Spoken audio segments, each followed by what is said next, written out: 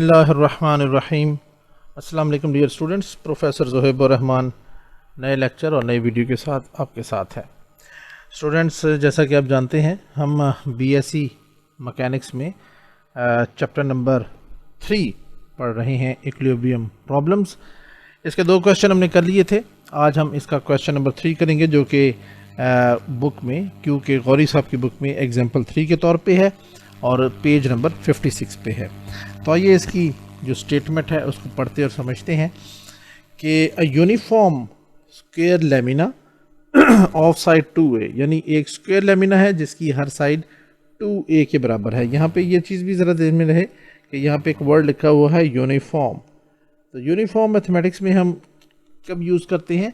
जब किसी ऐसी बॉडी का जिक्र हो जिसमें उसके वेट को हमने लाजमन कंसिडर करना है। अगर यहाँ पे लिखा हुआ होता लाइट का वर्ड, यानी अ लाइट स्क्वायर लेमिना, तो इसका मतलब होता है मैथमेटिक्स में लाइट से मुराद एक ऐसी बॉडी जिसका वेट हम कंसिडर नहीं करते या वो नेग्लिजिबल होता है। तो यहाँ पे चूँकि यूनिफॉर्म है तो इसका वेट हम कंसिडर करेंगे। तो a uniform square lamina of side 2a rests in a vertical plane with 2 of its sides in contact with 2 smooth pegs distant b apart। 2 इसकी जो साइड्स हैं इस स्क्वायर लेमिना की, वो कांटेक्ट कर रही हैं 2 स्मूथ पेग्स के साथ, जिनके दरमियान जो डिस्टेंस है वो b के बराबर है। Okay, and in the same horizontal line, और ये दोनों एक ही लाइन पे वाक़े हैं। Show that if a upon 2 under root is less than b is less than a, ये कंडीशन है। A non-symmetrical position of equilibrium is possible in which b into sine of theta plus cos of theta is equal to a, where theta is the inclination of a side of the square to the horizontal। तो हमने साबित ये वाली condition करनी है कि show that if this condition is fulfil, तो फिर सिर्फ सिमेट्रिकल नहीं, non symmetrical position of equilibrium is possible. इस पोजीशन का मतलब क्या है कि हमें ये थीटा की वैल्यू फाइंड आउट करनी होगी, ठीक है जी, और जो कि एक साइड है हॉरिजॉन्टल के साथ बना रही है। साइड किसकी है? स्क्वायर लेमिना की है। तो इस क्वेश्चन की जो फिगर है दैट इज़ नॉट ईजी, थोड़ी सी कॉम्प्लिकेटेड किस्म की ये वीडियो सॉरी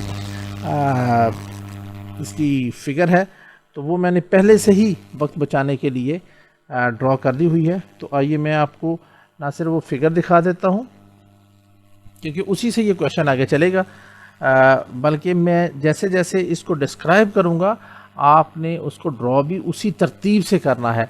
अगर आप उस तरतीब के साथ इसको ड्रॉ करेंगे तो आपके लिए काफ़ी आसानी होगी, और अगर आप उस तरतीब को छोड़कर इसको ड्रॉ करेंगे तो आपके लिए ये कॉम्प्लिकेटेड बन सकता है। तो ये मैंने यहाँ पर ड्रॉ की हुई है। ये एक स्क्वायर लेमिना आपके सामने है। तो सबसे पहले आपने ड्रॉ करना है ये वाली line, that is horizontal line, ठीक है जी। ये इस हॉरिजॉन्टल लाइन के ऊपर ये एक square lamina A B C D और फिर ये ए, ये वाला जो एक लेमिना है स्क्वायर फॉर्म में, ये इसके ऊपर वर्टिकली रेस्ट पोजीशन में मौजूद है। ओके, अब आप ये देखें कि इसमें ये इनके पॉइंट हमने नाम रख दिए ए बी सी डी। ये थोड़ा सा टिल्टेड फॉर्म में पड़ा हुआ है, इसलिए कि क्वेश्चन में हमने बताना ही यही है कि अ non symmetrical equilibrium is possible. तो इसको एक नॉन सिमेट्रिकल फॉर्म में हमने इसको बनाया हुआ है। अब यहाँ पे क्वेश्चन में दिया हुआ है कि 2 साइड्स, ये ए बी और ए डी, ये 2 साइड्स 2 पेग्स, स्मूथ पेग्स के साथ इन टच हैं, इन कांटेक्ट हैं।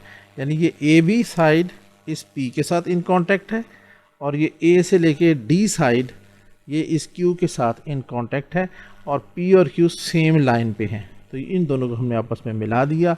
ये P Q is horizontal line of the smooth pegs.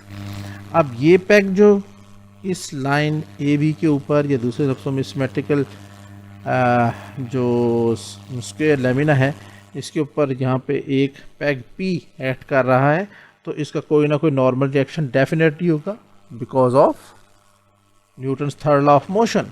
तो वो हमने यहाँ पे ड्रॉ कर दिया और ये एंगल 90 का बनेगा क्योंकि ये एक नॉर्मल है, नॉर्मल रिएक्शन है।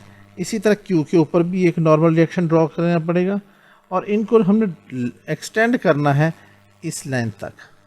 यहाँ पे मैं एक चीज़ भूल गया कि सबसे पहले आपने ड्रॉ किया ये वाली लाइन, इसके बाद इसके ऊपर हल्की सी टिल्टेड फॉर्म में ये स्क्वायर लैमिना ABCD, ये दूसरा स्टेप था।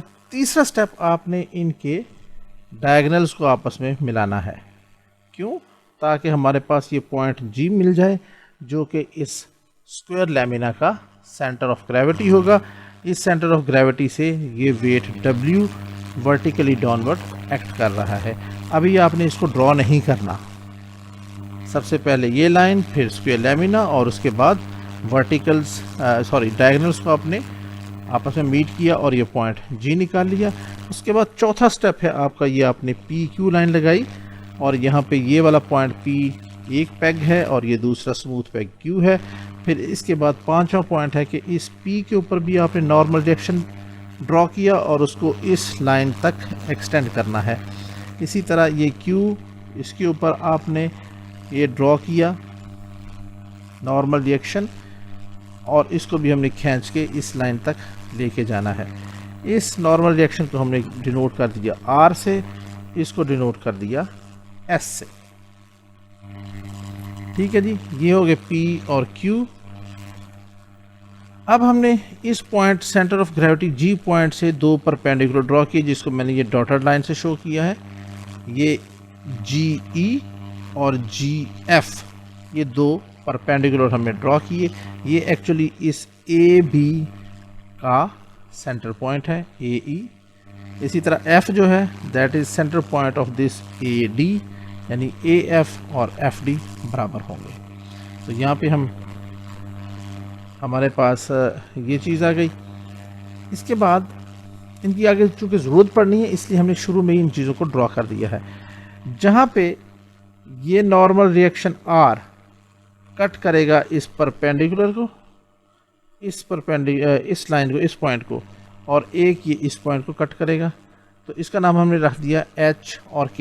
ये होगा E और F, G यहाँ पे सेंटर ऑफ ग्रेविटी, फिर ये H और K, और फिर यहाँ पे जो इस नॉर्मल को रिएक्शन को और इस नॉर्मल रिएक्शन को ये कट कर रहे हैं इस पॉइंट पे, इसका नाम हमने रख दिया L और इस पॉइंट का नाम रख दिया M। ये जो पॉइंट है दिस इज इम्पोर्टेंट पॉइंट। कैसे? ये P और ये R और ये नॉर्मल रिएक्शन S, ये दोनों एक्ट कर रहे हैं, मीट कर रहे हैं पॉइंट O के ऊपर।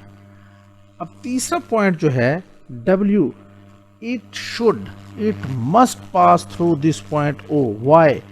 क्योंकि अगर ये इस पॉइंट में से पास नहीं करेगा तो ये सारा का सारा स्क्वायर लैमिना ये इक्विलिब्रियम फॉर्म में नहीं रह सकेगा।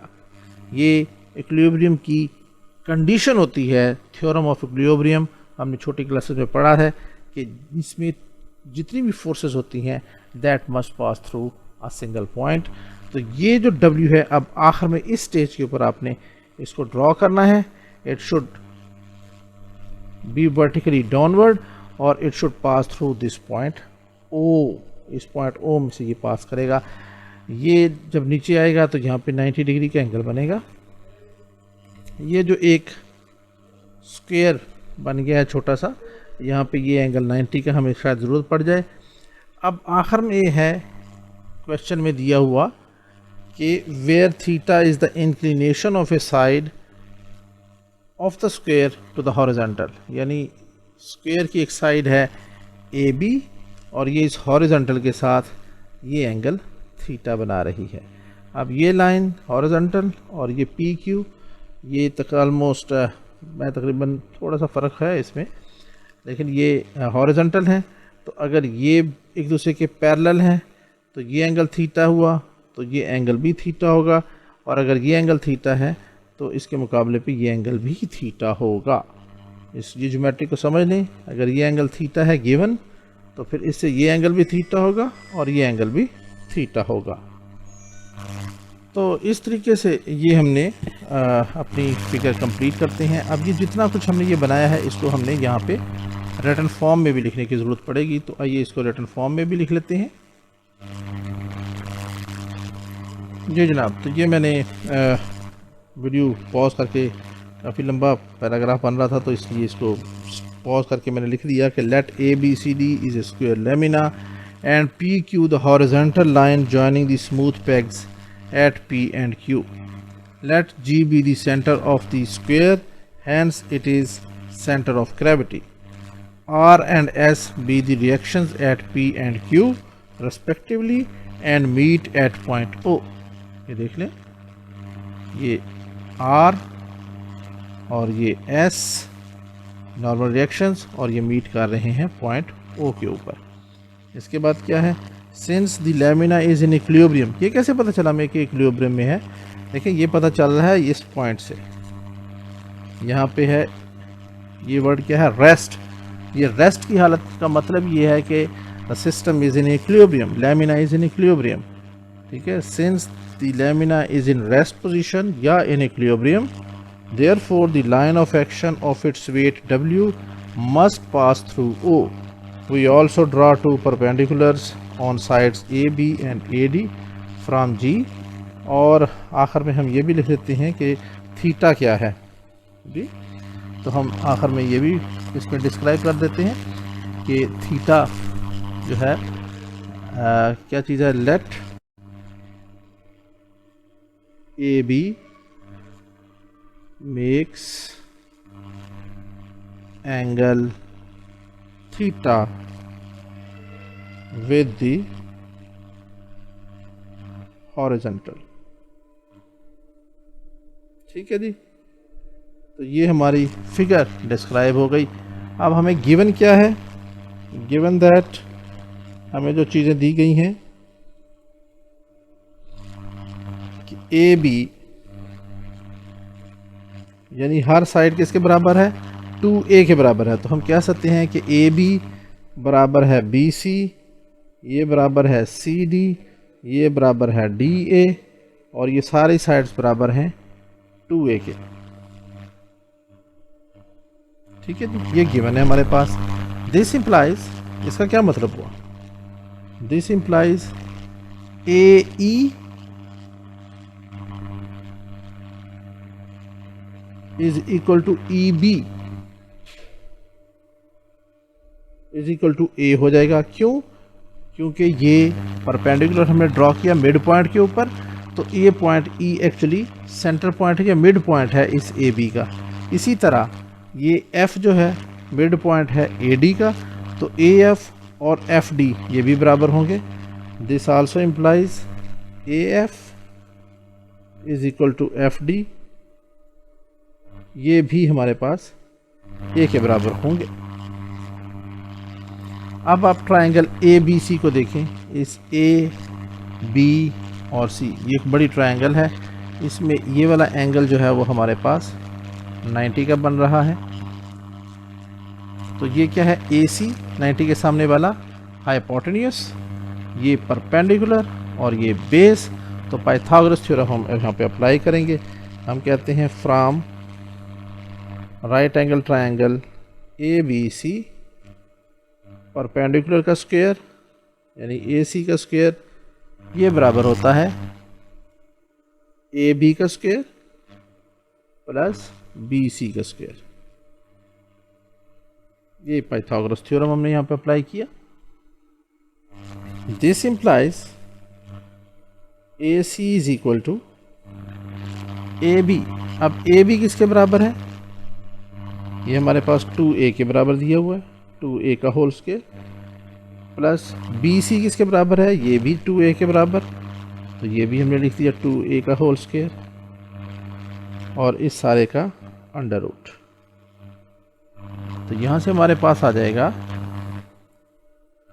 4a का स्क्वायर प्लस 4a स्क्वायर, इसका under root, this will be equal to 8a square under root और 8a स्क्वायर अंडर रूट को हम लिख सकते हैं 2 इंटू 2 अंडर रूट ए। तो ए सी हमारे पास आ जाता है 2 इंटू 2 अंडर रूट ए। किधर है ए सी? ये ए से लेके सी तक हमारे पास किसके बराबर आ गया? यहाँ पे अगर आप कहें तो मैं लिख भी देता हूँ, A C is equal to 2 into 2 under root A. अब अगर ये पूरे का पूरा ए सी ये इसके बराबर है तो हमें एक्चुअली रिक्वायरमेंट है ए जी की। तो ए जी किसके बराबर आ जाएगा? ज़ाहिर है ये ए सी का मिड पॉइंट ये जी है, तो ये इस सारे का आधा हो जाएगा। तो this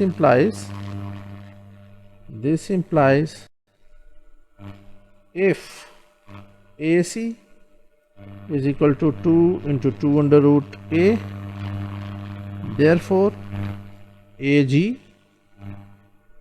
is equal to CG। ये इसका आधा हो जाएगा, यानी इसको अगर हम 2 इंटू 2 अंडर रूट ए इसको 2 से डिवाइड कर देंगे तो 2 अंडर रूट ए रह जाएगा। तो इसको मैं डायरेक्ट लिख देता हूँ 2 अंडर रूट ए।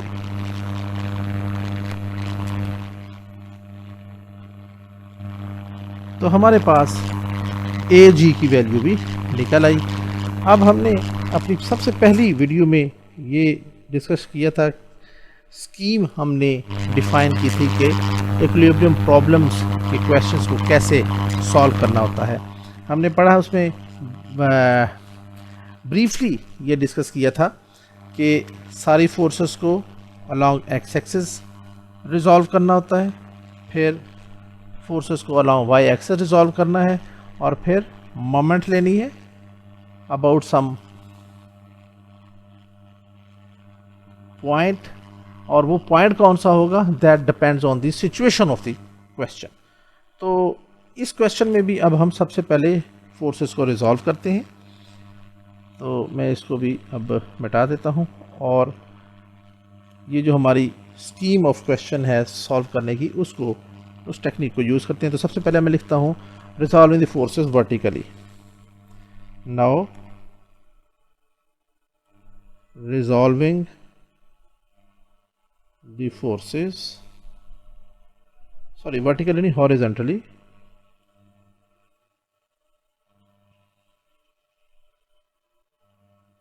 along PQ। ज़ाहिर है ये हमारे पास हॉरिजॉन्टल बन रहा है क्योंकि ये तो it's not part of the square lamina. Part of square lamina ये वाला पॉइंट है PQ, ये हॉरिजॉन्टल लाइन है। ठीक है जी। तो अब यहाँ पे 3 फोर्सेस कौन कौन सी हैं? एक फोर्स है R, एक फोर्स है S, और एक फोर्स है W। तो सबसे पहले हम देखते हैं इस फोर्स R को।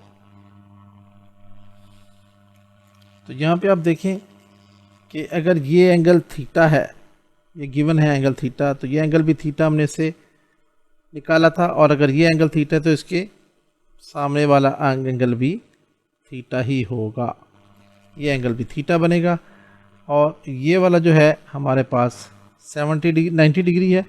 तो यहाँ से लेके यहाँ तक, ठीक है जी, ये अब एंगल, चलिए मैं इसे डिनोट कर देता हूँ इस रेड कलर से। ये क्या बन जाएगा 90 यहाँ तक, और थीटा ये वाला ऐड हो जाएगा, तो ये 90 प्लस थीटा हो जाएगा।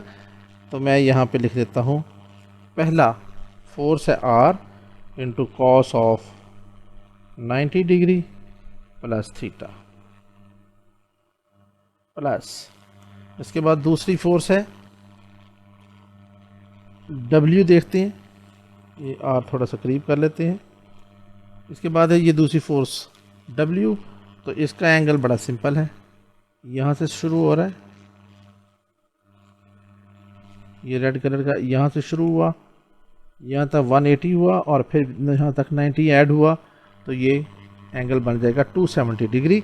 तो यहाँ पे हम लिख लेते हैं plus W into cos of 270 degree, plus तीसरी फोर्स है S, और ये इस हॉरिजॉन्टल के साथ एंगल बन रहा है जस्ट थीटा। तो तो ये आ जाएगा s into cos of theta is equal to 0, 0 इसलिए because the system is in equilibrium position. Therefore अब इसको थोड़ा सा सिंप्लीफाई करते हैं, r into cos of 90 degree, ये कॉस अल्फ़ा प्लस बीटा का फार्मूला यूज़ कर रहा हूँ, cos 90 degree into cos of theta minus sine of 90 degree into sine of theta plus w cos 270 degree, ये हमारे पास 0 के बराबर होता है तो हमने 0 कर दिया, plus s into cos of theta, this is equal to 0। This implies r into cos 90 degree, ये 0 के बराबर होता है तो ये पूरा फैक्टर 0 बन गया, माइनस साइन 90 डिग्री 1 के बराबर आ गया, into sine of theta bracket में, plus s cos of theta is equal to 0।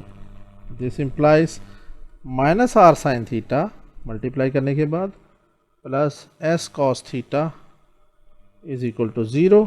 तो देयरफॉर यहाँ से हमारे पास अगर इसको उठा के इस साइड पे ले जाएं तो प्लस हो जाएगा, s cos theta is equal to r sine of theta, और इसको आप कह दें this is our equation number 1।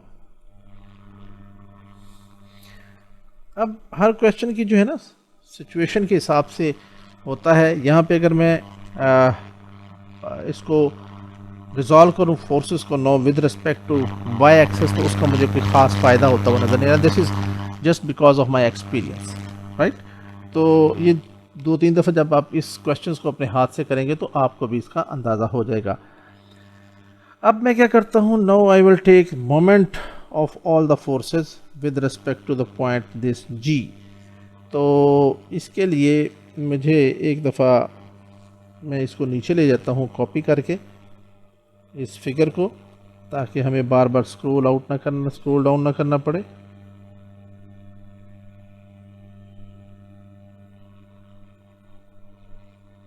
बल्कि मैं इसको कॉपी करके तो नीचे पेस्ट कर देता हूँ। ये मैंने इसको पेस्ट कर दिया, और थोड़ा सा अगर छोटा करने की ज़रूरत है तो अब हम इसको थोड़ा सा छोटा भी कर देते हैं, क्योंकि अब हमें मोमेंट लेनी है with respect to point G। I am sorry,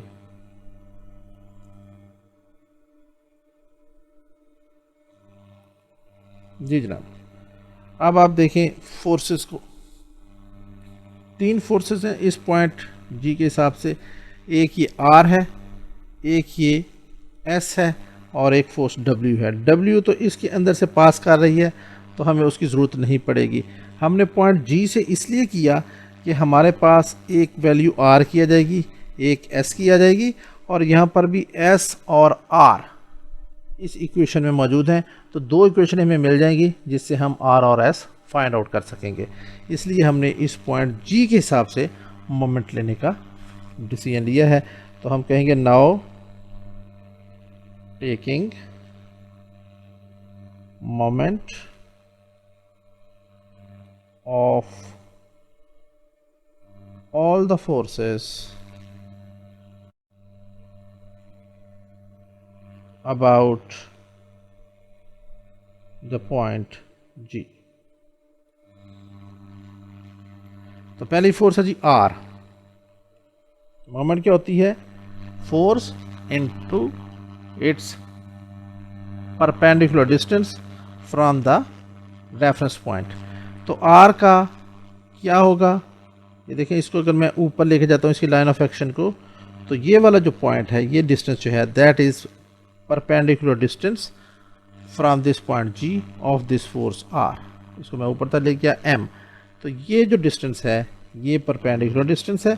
क्यों? क्योंकि यहाँ पे आप देख लें ये परपेंडिकुलर 90 का बन रहा है। तो MG या GM ये इसका डिस्टेंस होगा।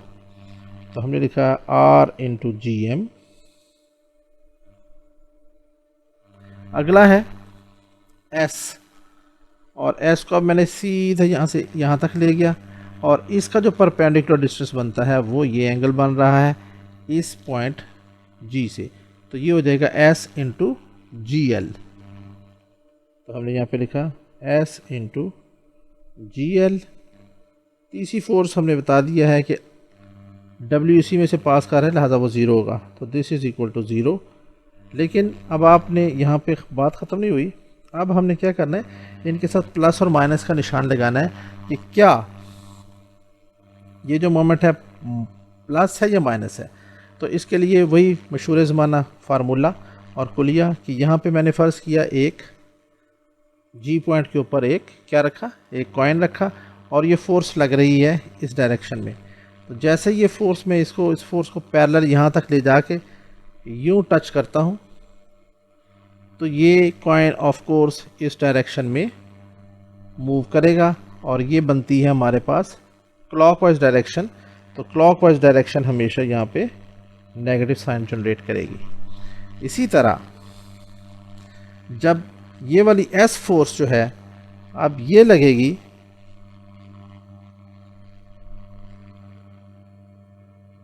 इसको मैं थोड़ा सा इसके पैरेलल में यहाँ तक लाया और फिर ऐसे टच करेगी इस सिक्के से, इस कॉइन से, तो इस कॉइन को of course anti clockwise direction में इसको घुमा देगी। तो इसके साथ जो सिंबल बनेगा वो प्लस का आ जाएगा, तो यहाँ पे हम प्लस कर देंगे। और अब इसको हम क्या देते हैं, इक्वेशन नंबर 2। अब यहाँ से हमने ये GM और GL की वैल्यू फाइंड आउट करके इस इक्वेशन में पुट करनी है, तो हमारे पास ये मोमेंट सॉल्व हो जाएगी। तो GM और GL कैसे करें, आप ज़रा फिगर को गौर से देखें। नाउ फ्रॉम फिगर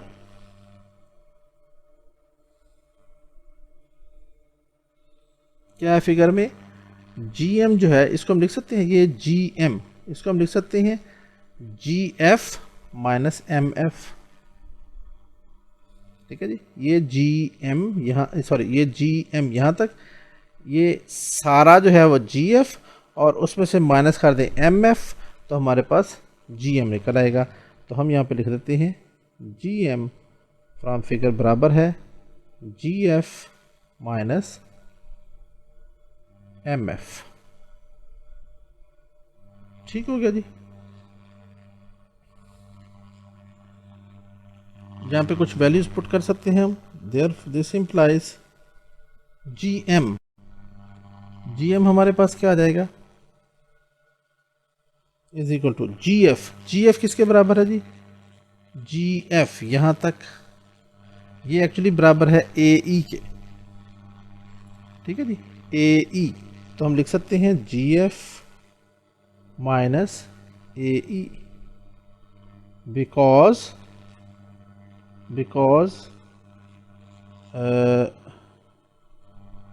GF ये बराबर है AE के, सॉरी,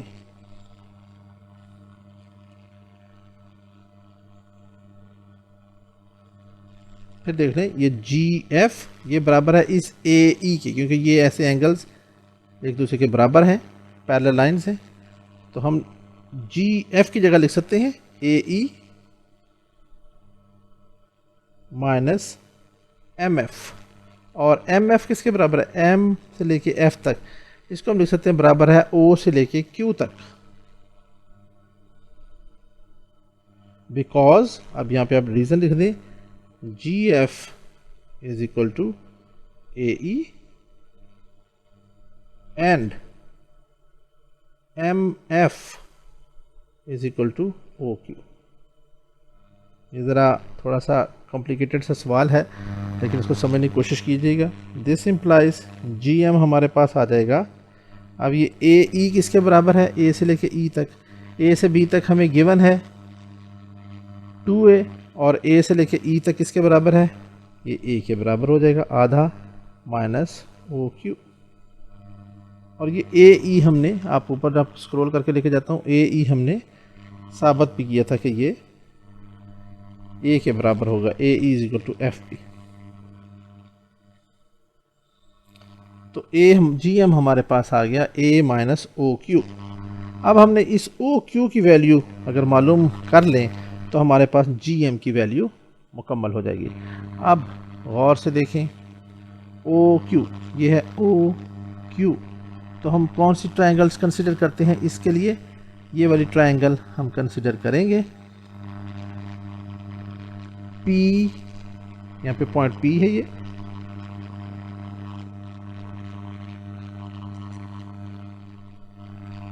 ये पॉइंट हमारे पास P है, तो ये हो जाएगा POQ। ये वाली ट्रायंगल मैं कंसिडर कर रहा हूँ POQ।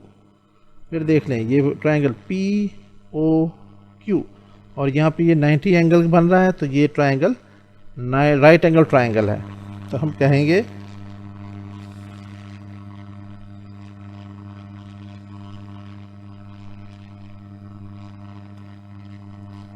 From right angle triangle POQ, देखिए ये एंगल 90 है और ये एंगल थीटा है, तो ये हमारे पास ऑफ कोर्स बेस बन जाएगी। इस 90 के सामने वाला ये हाइपोटेन्यूस होगा, और ये इसके सामने वाला सॉरी इसके ऊपर ये जो बचेगा ये परपेंडिकुलर होगा। हमने मालूम करना है OQ, ठीक है जी।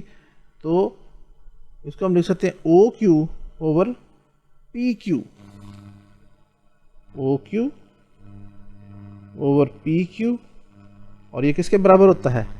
ये बेस और ये हाइपोटेन्यूस, और ये बेस और हाइपोटेन्यूस हमेशा बराबर होता है कॉस थीटा के।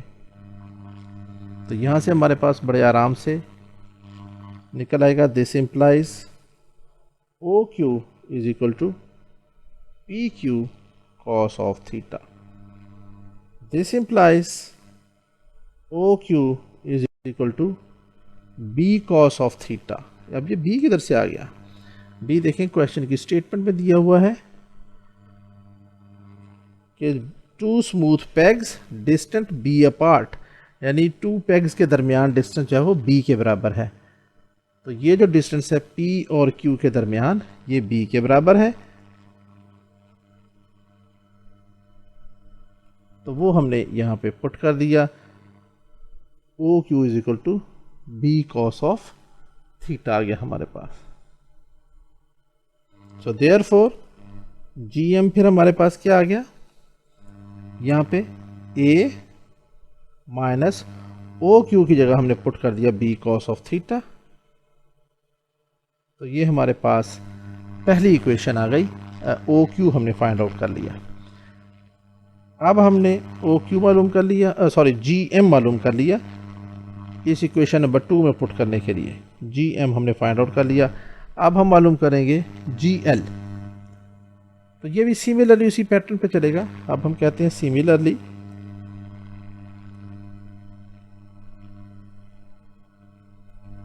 अब आप देखें GL हमने मालूम करना है, ये G से लेके L, इसको हम लिख सकते हैं GE माइनस LE, सेम उसी पैटर्न पे।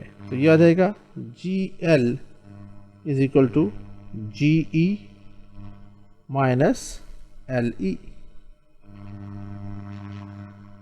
अब आप देखें GL is equal to GE minus LE। अब ये GE किसके बराबर है? ये AF के बराबर है, ठीक है जी। तो हम लिख सकते हैं this implies GL is equal to AF minus LE, और LE किसके बराबर है? L इंटू E, ये बराबर होगा इस O से लेके P तक के दरमियान।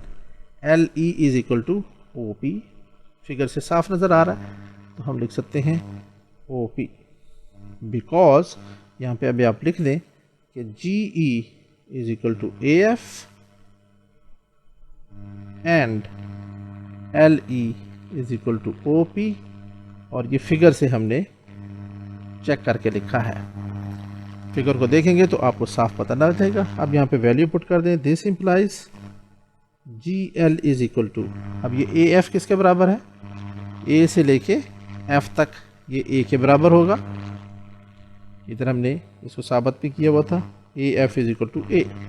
बहुत शुरू में हमने इसीलिए चीज़ें पहले फाइंड आउट कर दी थी ताकि हमें मसला ना हो। माइनस अब ये OP हमने फाइंड आउट करना है।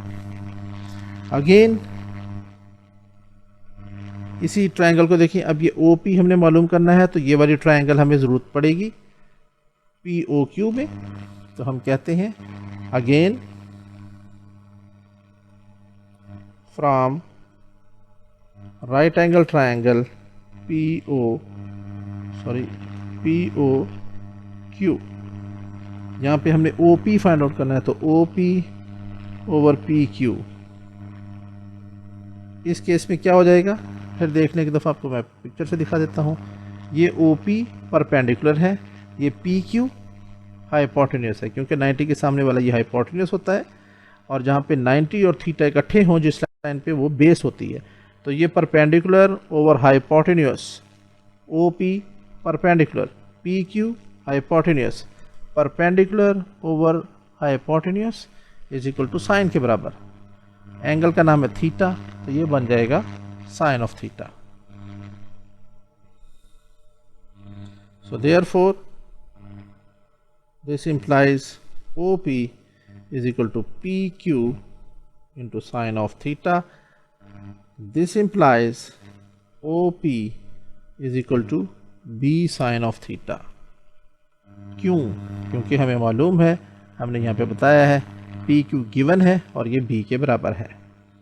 तो हमने ये OP निकाल लिया। अब इसको इस इक्वेशन में पुट कर दें तो हमारे पास क्या आ जाएगा, therefore GL is equal to A minus OP की जगह आ जाएगा B साइन ऑफ थीटा।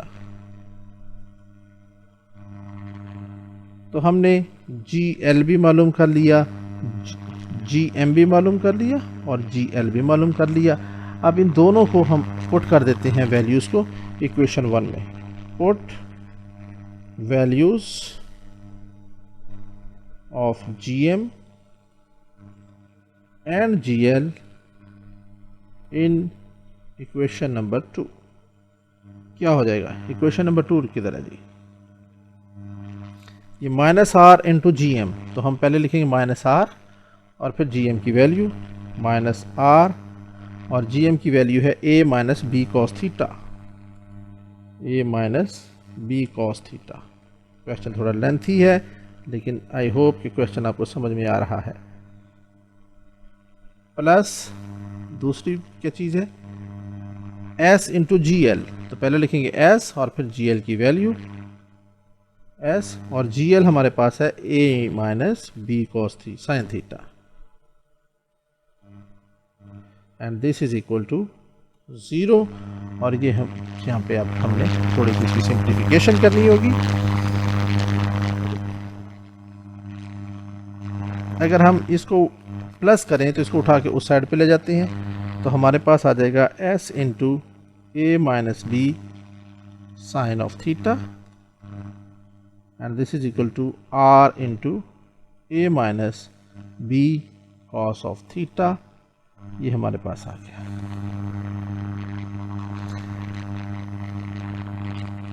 इसको हम थोड़ा सा यूँ लिख लेते हैं, और हम इसको इस साइड पे लिख लेते हैं R को A minus B cos of theta. ये थोड़ा सा इजी हो जाएगा, is equal to S into A minus B sine of theta. ठीक है जी, इसको कह दें आप इक्वेशन नंबर 3। अब ये R इक्वेशन जो है वो अब R और S की टर्म में है, और इक्वेशन 1 को आप देख लें वो भी S और R की टर्म्स के हिसाब से उसमें मौजूद है। तो अब क्या करते हैं, हम इक्वेशन 3 को इक्वेशन 1 से डिवाइड कर देते हैं। ठीक है जी, तो हम करते हैं now equation number 3 divided by equation number 1, we get R into A minus B cos of theta divided by, अब लेफ्ट हैंड साइड को लेफ्ट हैंड साइड से डिवाइड करना है, राइट हैंड साइड को राइट हैंड साइड से। तो ये इसको डिवाइड कर दिया हमने R साइन थीटा से, यानी R के नीचे R, S के नीचे S, R into sine of theta is equal to S into A minus B sine of theta divided by, अब s की वैल्यू क्या है, इक्वेशन नंबर 1 में क्या लिखा हुआ है, s के साथ है s cos थीटा, तो इसको डिवाइड कर देंगे s cos थीटा से, ये आ गया। यहाँ से अब हमारे पास इस r से ये r कैंसिल हो गया, इस s से ये s कैंसिल हो गया। हमने एक्चुअली क्या करना है, हमने खेलना है थीटा के साथ, उसकी पोजीशन के हिसाब से। तो अब हमारे पास क्या आ जाएगा, क्रॉस मल्टीप्लिकेशन कर दें, कॉस थीटा इधर आ जाएगा, cos theta into A minus B cos of theta is equal to sine theta into A minus B sine of theta, right. अब थोड़ा सा सिंप्लीफिकेशन, ए से मल्टीप्लाई करें तो ये हो गया A cos theta minus B, और कॉस थीटा को कॉस थीटा से मल्टीप्लाई किया तो ये हो गया cos square theta is equal to, A को साइन थीटा से मल्टीप्लाई किया पहले, ए साइन ऑफ थीटा, और माइनस बी साइन थीटा को साइन थीटा से मल्टीप्लाई, साइन स्क्वायर थीटा आ गया। दिस इंप्लाइज, इस बी साइन स्क्वायर थीटा को उठा के हम इधर ले आए, ये हो गया b into sine square theta, फिर ये मैंने लिख दिया minus B cos square theta is equal to, ये आ गया a साइन थीटा, और इस a कॉस थीटा को उठा के इधर ले आए तो वो हो गया negative minus a cos theta. अब इस सारे में लेफ्ट हैंड साइड पे कॉमन क्या है, b, ये आ जाएगा b बाहर निकाल लिया, बाकी रह गया sine square theta minus cos square theta is equal to, यहाँ से कॉमन है a, बाकी रह गया sine of theta minus cos of theta. अब सिंप्लीफिकेशन चल रही है, कोई ज़्यादा मुश्किल नहीं, b इंटू, अब ये sine square theta minus cos square theta है, तो a plus B into A negative B, A square minus B square वाला फार्मूला, इसको हम एक दफ़ा प्लस और एक दफ़ा नेगेटिव लिख सकते हैं। तो हमने लिखा sine theta plus cos theta into sine theta minus cos theta, एक दफ़ा प्लस एक दफ़ा minus is equal to a into sine of theta minus cos of theta, ये हमारे पास आ गया। अब हम इस पूरे फैक्टर को भी उठा के लेफ्ट हैंड साइड पे ले आते हैं, तो क्या बन जाएगा, b into sine of theta plus cos theta into sine theta minus cos theta minus a into sine theta minus cos theta, and this is equal to 0। अब यहाँ से क्या आ जाएगा, ये sine theta minus cos theta, ये sine theta minus cos theta, तो इसको हमने कॉमन ले लिया, sine theta minus cos theta, ये यहाँ से कॉमन आ गया, बाकी क्या रह गया, ये वाला factor b into sine theta plus cos theta minus a, and this is equal to 0। तो अब यहाँ से दो चीज़ें हो सकती हैं, या ये 0 होगा या फिर ये 0 होगा। तो this implies sine theta minus cos theta, this is equal to 0, और b into sine theta plus cos theta minus a is equal to 0, और इसको हम क्या देते हैं, सॉरी, ये हमारे पास बन जाएगी इक्वेशन नंबर 4, और इसको हम कहेंगे इक्वेशन नंबर 5। अब हमने इन दो इक्वेशंस को सॉल्व करके इस क्वेश्चन को सॉल्व करना है। तो केस 1 हम लेते हैं equation number 4।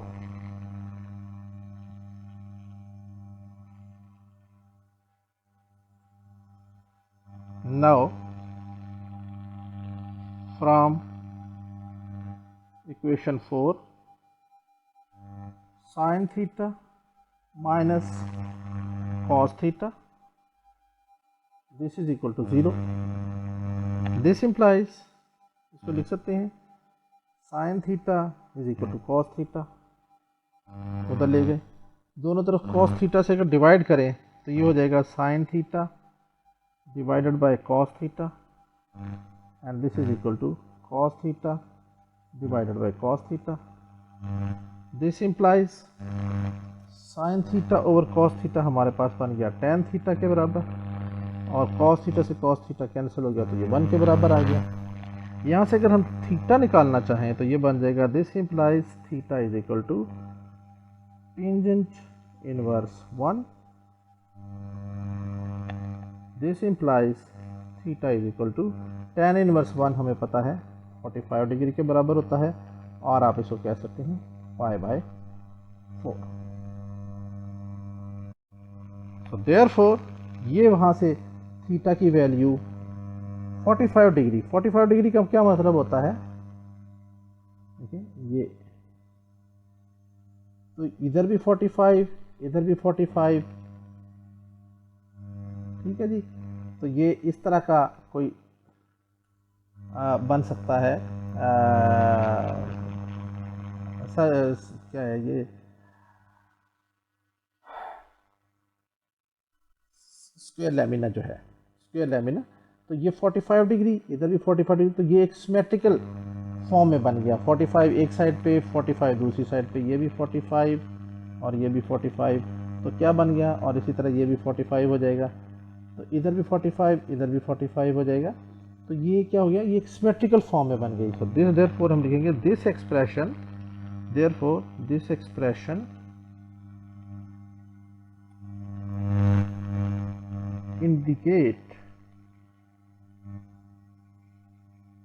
indicates the symmetrical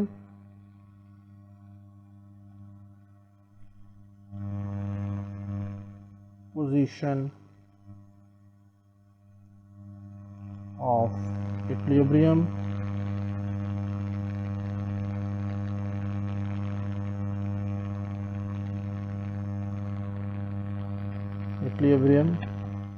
of square lamina। एक चीज तो यहां से हमने निकाल दी। अब क्वेश्चन में क्या है, क्वेश्चन में ये है, देखिए गौर से, कि अब हमने प्रूव ये करना है ये वाली चीज, show that if this condition holds a non symmetrical position of equilibrium is possible, in which, ये वाली चीज। तो अब आप देखें इक्वेशन नंबर 5 से ये चीज ही सामने आ रही है। तो आइए देखते हैं now from equation number 5, now from equation 5, इधर इक्वेशन 5 एक दफ़ा आपको दिखा देते हैं। ये है b sin theta plus cos theta minus a equal to 0। तो मैं ये लिख देता हूँ b into sine of theta plus cos of theta minus a is equal to 0। This implies b into sine of theta plus cos of theta is equal to a। तो students ये वाला result जो है यही हमने वहाँ पे given statement में मौजूद है। अब इसको हम क्या लिख सकते हैं, दिस इम्प्लाइज b, दोनों तरफ b से डिवाइड कर दें तो ये बन जाएगा sine theta plus cos theta is equal to a over b। इसको आप कहते हैं this is our equation number 6। Now अब आप ज़रा गौर कीजिएगा जो मैं लिखने जा रहा हूँ, ये बड़ा ही क्रिटिकल पॉइंट है। साइन ऑफ थीटा प्लस π/4 ये किसके बराबर होगा, इसके फार्मूला लगाएं साइन अल्फा प्लस बीटा का।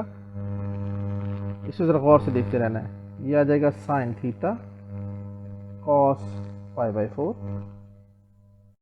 Plus cos theta into sine of pi by 4। ये आ गया। अब इसमें वैल्यूज पुट करें। This implies sine of theta plus pi by 4 is equal to sine theta. Pi by 4 की वैल्यू क्या होती है? कॉस पाई बाई 4, ये बराबर होता है 1/2 अंडर रूट के, प्लस कॉस थीटा वैसे ही रहा, और साइन पाई बाई 4 की वैल्यू भी किसके बराबर होती है? 1/2 अंडर रूट के। तो यहाँ से हमारे पास क्या आ जाएगा? This implies sine of theta plus pi by 4 is equal to 1/2 under root हमने कॉमन ले लिया, बाकी क्या रह गया ब्रैकेट में? Sine theta plus cos theta. Cross multiplication करें तो ये 2 अंडर रूट इधर चला गया, हमारे पास क्या आ गया? 2 under root into sine of theta plus pi by 4, और इधर आ गया sine of theta plus cos of theta. This implies, इसको हम यूं भी ले सकते हैं, साइन थीटा, इधर इसको हमने इधर लिख लिया, sine theta plus cos theta, और इसको राइट हैंड साइड पे लिख लिया 2 under root into sine of theta plus pi by 4। ये क्यों किया, ये भी आपको अगले स्टेप में पता चलने वाला है, क्योंकि उसको मैंने क्या दिया? This is our equation number 7। अब आप इस इक्वेशन 6 को और 7 को कंपेयर करें। Sine theta plus cos theta A over B के बराबर, sine theta plus cos theta बराबर 2 under root into sine of theta plus pi by 4। तो हम लिख सकते हैं कंपेयरिंग 6 एंड 7, ये इसके बराबर, ये इसके बराबर, तो ये दोनों राइट हैंड साइड जो हैं ये भी एक दूसरे के बराबर होंगी। तो हम लिख सकते हैं 2 under root into sine of theta plus pi by 4 and this is equal to B over. यहाँ से अगर हम सिर्फ साइन को निकालना चाहें, हमने क्योंकि सिर्फ थीटे से गर्ज है, तो this implies sine of theta plus pi by 4, ये हमारे पास आ जाएगा बी ओवर 2 अंडर रूट।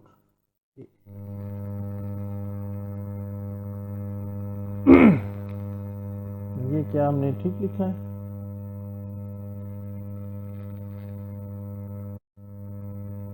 ये ए ओवर बी था, सॉरी, फिर देखें, ये इक्वेशन 6 में ये ए ओवर बी था, तो यहाँ पर भी ए ओवर बी आएगा। ठीक है जी, शाबाश।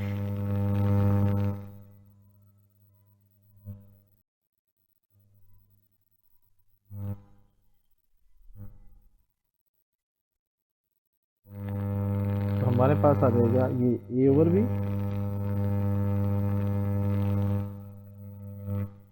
और यहाँ पर भी ए ओवर 2 अंडर रूट बी। ठीक हो गया जी। अब इसको क्या दें आप? Equation number 8। अब इक्वेशन नंबर 5 और 8 को जरा कंपेयर करें।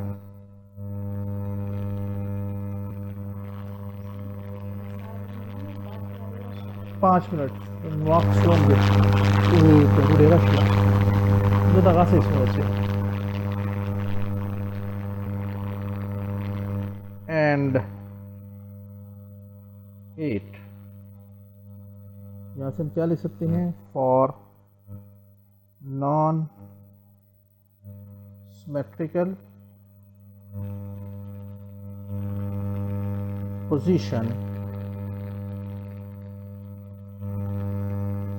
the value of theta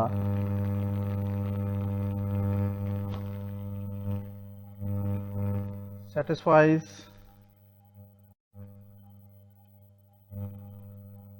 the following inequality.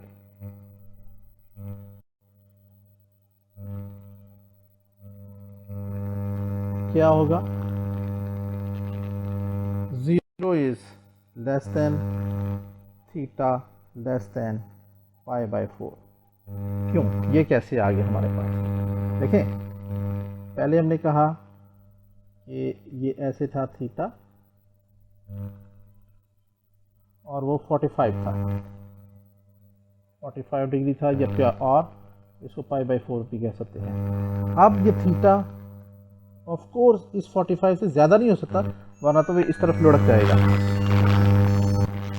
तो ये थीटा 45 तो हमने कर लिया। अब दूसरी सूरत में थीटा डेफिनेटली 45 से कम ही होगा, इससे ज़्यादा नहीं हो सकता फॉर नॉन सिमेट्रिकल इक्विलिब्रियम के लिए, इसीलिए हमने लिखा। और ये 0 से कम भी नहीं हो सकता।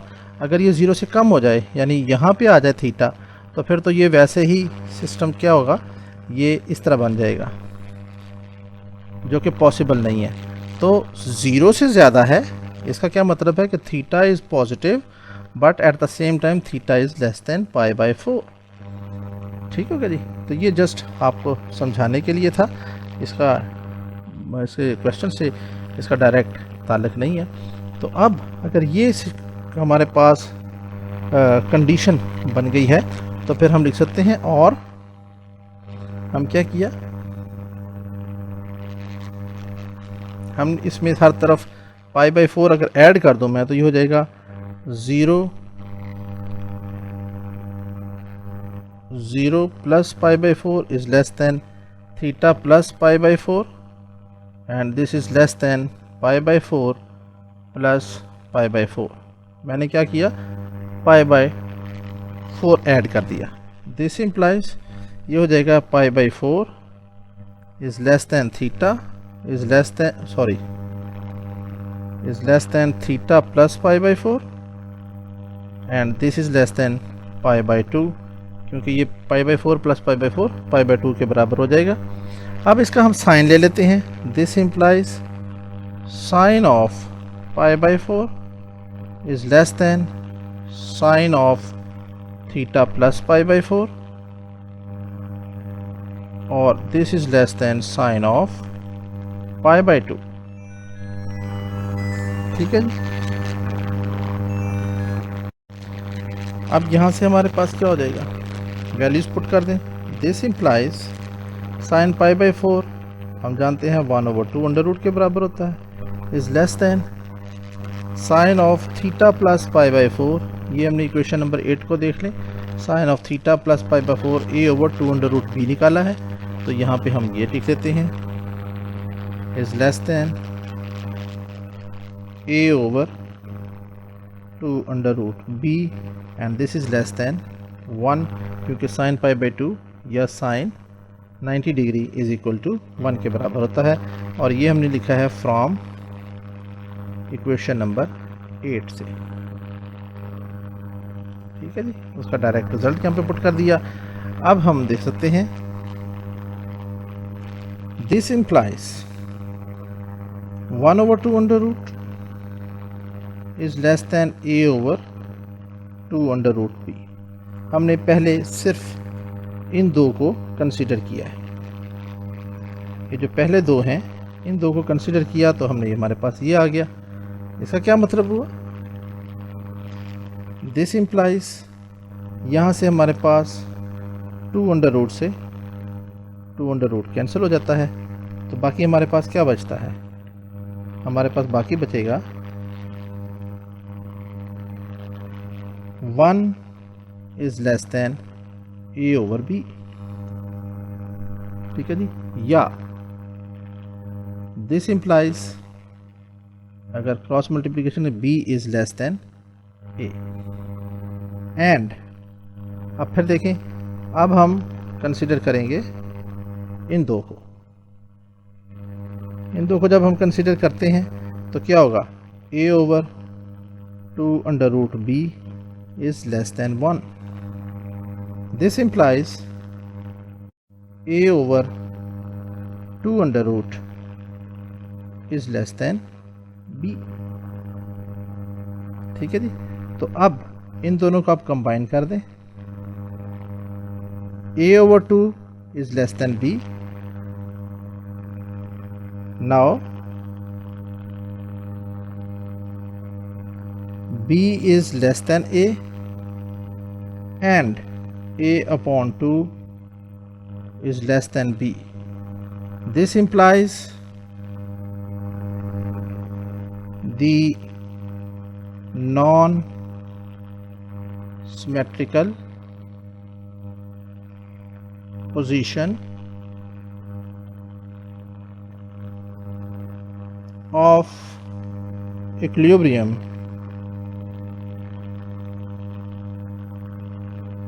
is possible।